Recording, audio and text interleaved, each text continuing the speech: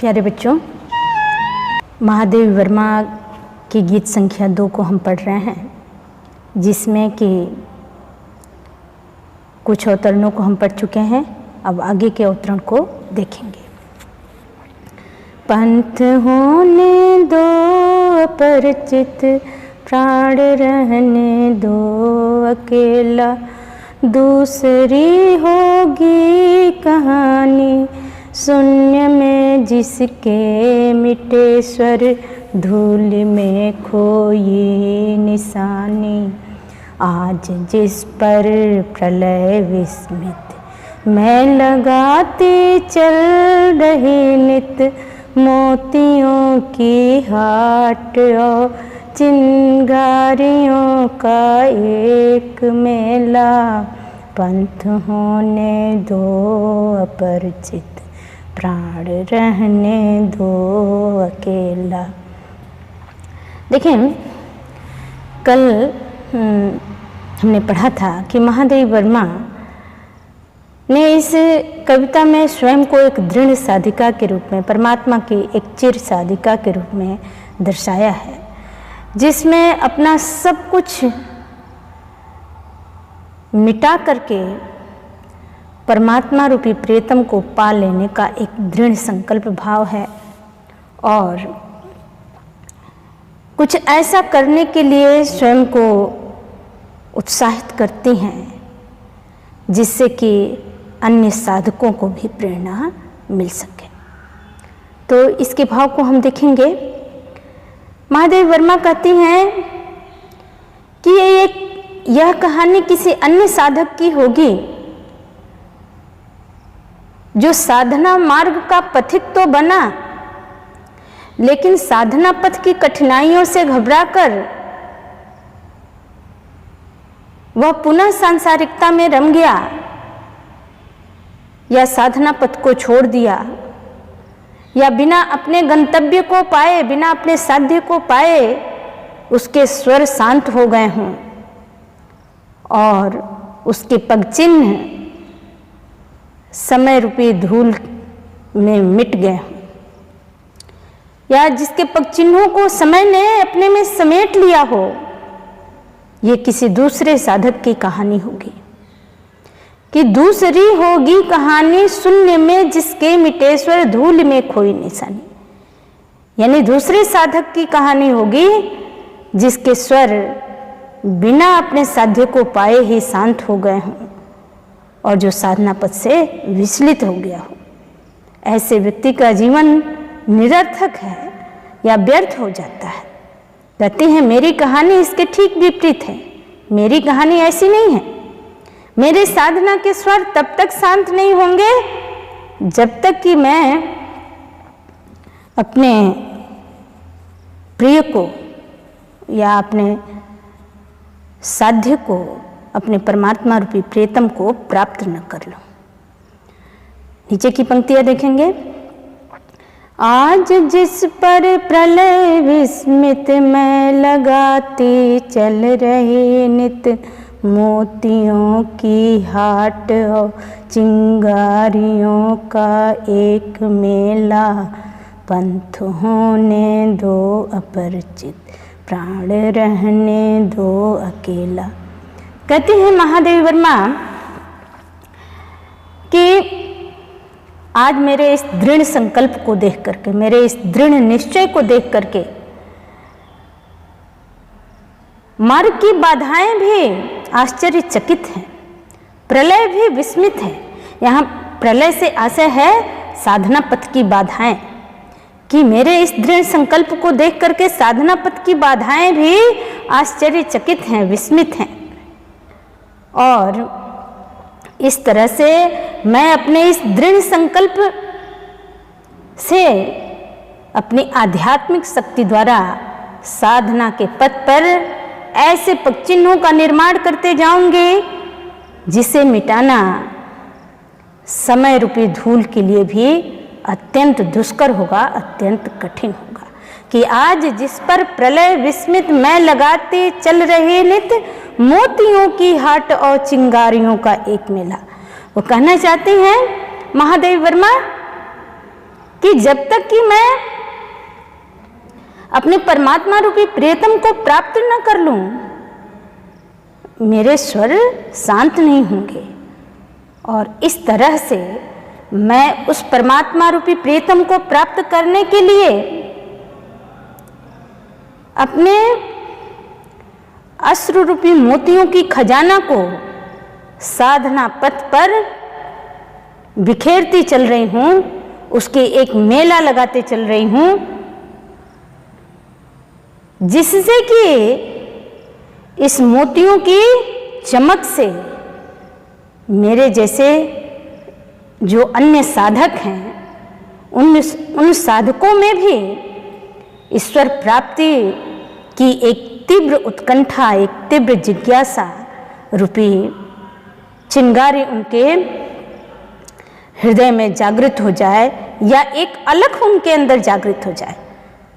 जैसे आपने पहला गीत पढ़ा होगा, चिर सजग आंखें उन्हें दी, तो वहाँ पर भी कहती हैं कि आग हो उर में तभी दृग में सजेगा आज पानी, कि जब तक ईश्वर की प्राप्ति के लिए एक तीव्र उत्कंठा, एक तीव्र जिज्ञासा या एक व्याकुलता नहीं उत्पन्न होगी, ऐसी जिज्ञासा रूपी अग्नि जब हमारे अंदर नहीं जलेगी, तब तक हम अपने साध्य को प्राप्त नहीं कर पाएंगे।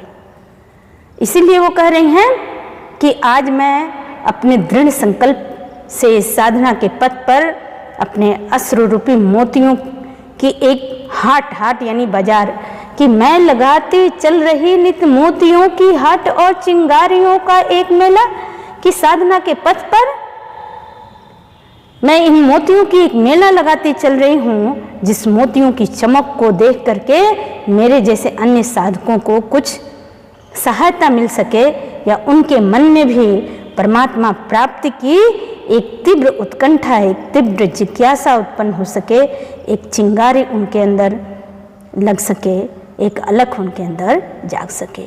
पंथ होने दो अपरिचित, प्राण रहने दो अकेला। यद्यपि साधना का पथ अपरिचित है, उस पर चलने वाला प्राण रूपी पथिक भी अकेला है, फिर भी मुझे निरंतर अविचल भाव से इस पर चलते जाना है।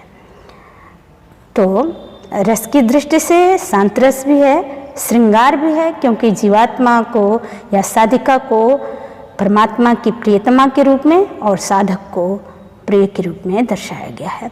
तो इसलिए श्रृंगार और शांत दोनों ही भाषा बिल्कुल परिष्कृत हिंदी, गीति शैली है, प्रतीकात्मक शैली है, लक्षणा शब्द शक्तियाँ हैं और रूपक और मानवीकरण अलंकार है। अब आगे के अवतरण को देखेंगे, फिर दोनों अवतरणों से संबंधित प्रश्नों के उत्तर को एक साथ जानेंगे। हास का मधुदूत भेजो रूस की भ्रूभंगिमा, पतझार को चाहे सहेजो, ले मिलेगा उर अचंचल, वेदना जल स्वप्न सतदल। ले मिलेगा उर अचंचल, वेदना जल स्वप्न सतदल। जान लो वह मिलन एकाकी, विरह में है दुकेला। पंथ होने दो अपरिचित, प्राण रहने दो अकेला। पंथ होने दो अपरिचित, प्राण रहने दो अकेला। इसमें महादेव वर्मा ने यह भाव व्यक्त किया है कि चाहे साधना के मार्ग पर कितनी भी कठिनाइयां आ जाए, लेकिन मैं उस पर अविचल भाव से चलती जाऊंगी, कि चाहे ईश्वर या परमात्मा रूपी प्रियतम मुझसे रुष्ट हो जाए या प्रसन्न हो जाए, कि हास का मधुदूत भेजो। हास का मधुदूत, हास यानी प्रसन्नता, कि ईश्वर जो है, परमात्मा जो है, मुझ पर प्रसन्न होकर के मेरे मार्ग को, साधना के पथ को सरल बना दे, वसंत की तरह से बिल्कुल मनमोहक बना दे, सरल बना दे, हमारे मार्ग की बाधाओं को कम कर दे, साधना पथ को आसान बना दे, या मुझसे रुष्ट हो जाए कि रोष की भ्रूभंगिमा पतझर को चाहे सहेजो। देखें, यहाँ साधना की जो सुखद परिस्थितियाँ हैं या साधना पथ को सुखद बनाने के लिए महादेवी ने कैसे उपमान प्रयुक्त किए हैं कि वो मधुर ऋतु की तरह से हो जाए, वसंत की तरह से हो जाए, यानी सुखदायी हो जाए, हमारे मार्ग की बाधाएं कम हो जाए, या ईश्वर मुझसे रुष्ट होकर मेरे मार्ग को और कठिन बना दे, साधना पथ को और कठिन बना दे कि रोष की भ्रूभंगिमा, रोष यानी क्रोध, या वो मुझ पर क्रोधित होकर अपनी भौहों को टेढ़ी कर ले। यहाँ पर एक मुहावरा भी है कि जब व्यक्ति क्रोधित होता है तो कहते हैं कि भौहें टेढ़ी कर दिया। भौहें टेढ़ी करना यानी किसी पर कुपित होना, क्रोधित होना। तो कह रही हैं महादेवी वर्मा कि या तो ईश्वर मुझ पर क्रोधित हो जाए, अपनी भौहें टेढ़ी कर ले और मेरे साधना पथ को पतझड़ जैसा बना दे, पतझड़ की तरह से, यानी उस पथ के कठिनाइयों को और अधिक बढ़ा दे, मेरे संघर्ष को बढ़ा दे। लेकिन दोनों ही स्थितियों में मेरा हृदय अडिग है, परमात्मा के प्रति जो मेरा दृढ़ संकल्प भाव है, जो प्रेम का भाव है, वो अडिग है, अचंचल है। ले मिलेगा और अचंचल, मेरा यह जो अडिग हृदय है वो दोनों ही स्थितियों में अपनी कोमल भावनाओं को परमात्मा रूपी प्रियतम को सौंपने के लिए तत्पर है, तैयार है। और मैं अपने हृदय की इन मधुर और कोमल भावनाओं से सिक्त वेदना जल को, कि ले मिलेगा उर अचंचल वेदना जल स्वप्न सतदल, कि मेरा यह जो अचंचल हृदय है, अडिग हृदय है, यह दोनों ही परिस्थितियों में हृदय की कोमल और मधुर भावनाओं से सिक्त वेदना जल को तथा स्वप्न रूपी कमल पुष्प को परमात्मा रूपी प्रीतम को अर्पित करने के लिए सदैव तत्पर है, तैयार है। या मेरा ये अडिग हृदय सदैव परमात्मा रूपी प्रीतम की सेवा के लिए उपस्थित है। जान लो वह मिलन एकाकी विरह में है दुकेला, पंथ होने दो अपरिचित प्राण रहने दो अकेला। कहती हैं महादेवी वर्मा कि हे प्रीतम, मैं अपने इस दृढ़ संकल्प के माध्यम से तुम्हें अवश्य प्राप्त करूंगी। तुमसे मिलने के बाद जान लो वह मिलन एकाकी, तुमसे मिलने के बाद मेरी कोई पृथक सत्ता नहीं रह जाती, मेरा अपना कोई अस्तित्व नहीं रह जाता।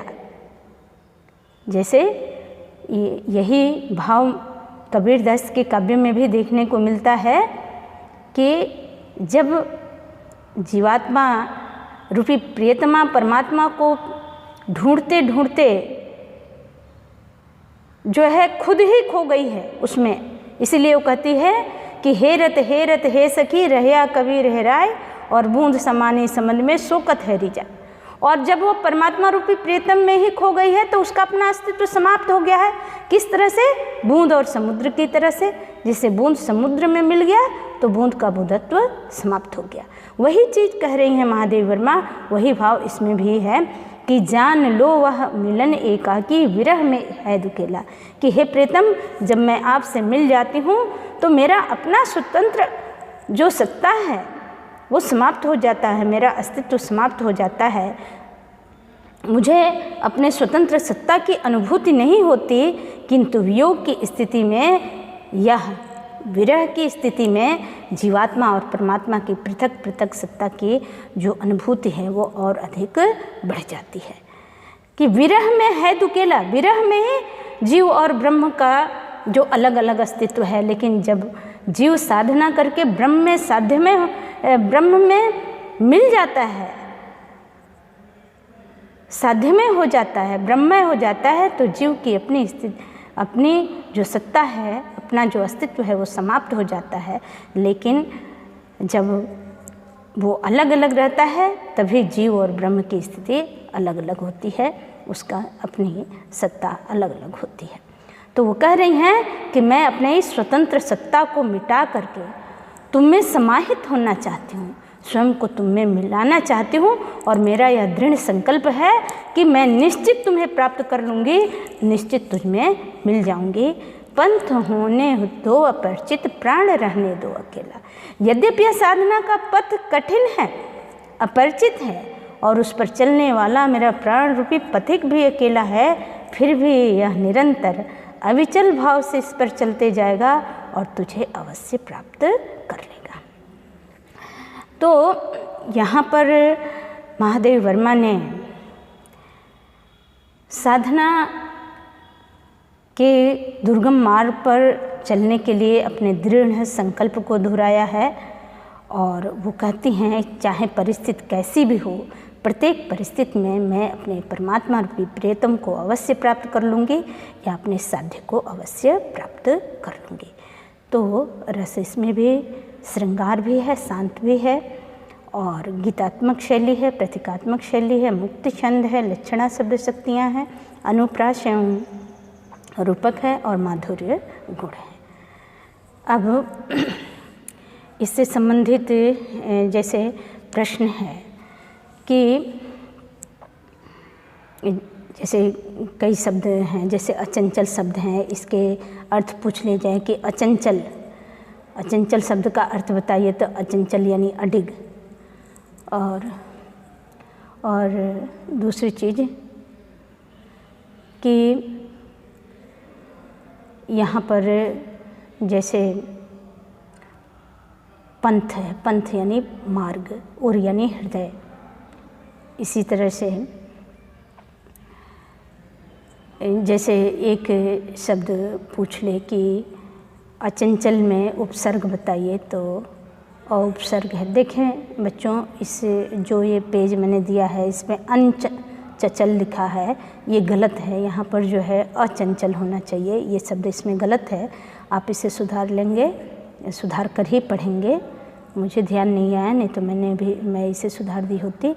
तो यहाँ पर उपसर्ग है और चंचल जो है मूल शब्द है। इसी तरह से एक प्रश्न ये बन जाए कि इसमें महादेव वर्मा ने ऐसा क्यों कहा है कि जैसे मान लीजिए पीछे के जो छंद आपने पढ़ा था कि उससे संबंधित प्रश्न कि महादेव वर्मा साधना के पथ पर किसका मेला लगाती चल रही हैं। तो वो साधना पथ पर अपने अश्रु रूपी मोतियों का मेला लगाते चल रही हैं। एक प्रश्न है ये भी कि महादेव वर्मा की कहानी कैसी है। महादेव वर्मा की कहानी ऐसी है कि उनके स्वर तब तक शांत नहीं होंगे जब तक कि वो अपने साध्य को प्राप्त नहीं कर लेती हैं। प्रलय किस बात पर विस्मित है, यानी मार्ग की बाधाएं किस बात पर विस्मित हैं, आश्चर्यचकित हैं। विस्मित का अर्थ होता है आश्चर्यचकित। तो उसमें इस प्रश्न का उत्तर होगा कि साधिका के दृढ़ संकल्प के भाव पर वो विस्मित हैं या आश्चर्यचकित हैं। और महादेव वर्मा का हृदय परमात्मा रूपी प्रियतम को क्या समर्पित करने के लिए सदैव उपस्थित है। तो अपनी वेदना रूपी अश्रु जल को या हृदय की मधुर और कोमल भावनाओं से सिक्त वेदना जल तथा स्वप्नों के कमल दल को समर्पित करने के लिए सदैव उपस्थित है। अब हम आगे की जो तीसरा गीत है उसको